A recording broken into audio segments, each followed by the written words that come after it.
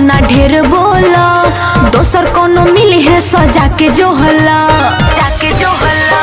हटो होने हटो ना ढेर बोला, दोसर कोनो मिली है सजा के जो हल्ला। बड़ घर के बाबू बेटी होई गोली मार दी ही भाई हमर जान से।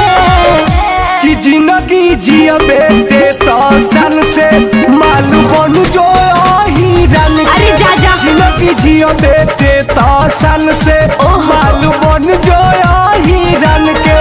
जिंदगी जिया बेटे तो सन से। चुप रहा। जिंदगी जिया बेटे तो सन से। आँख न देखाई कवन हो हमर जान जाई। अच्छा भाभी भाभी कही के सिर झुकाई जब पहचान जाई। अरे केहू कैसे भाभी बोल दी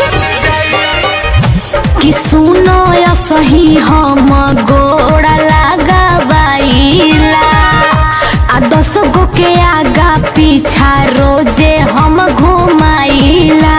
छोड़ द पीछा पूरा होई ना इच्छा बाबू धो दे हाथ मान से। कि जिंदगी जिया बेटे तो सन से मालूम बन जो हिरन के। सपना देखो। जिया बेटे तो सन से मालूम बन जो हिरन के। जिंदगी जिया बेटे तो सन से। हम असही सन से रहिला। सन से जिया बेटे तो सन से। जिंदगी जिया बेटे तो सन से मालूम बन जो हिरन के। गोलू टून टून बना के राखी तो के रानी।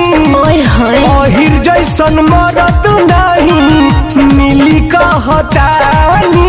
अरे जा जा, हमार पसंद कुछ और ही बा बुझला।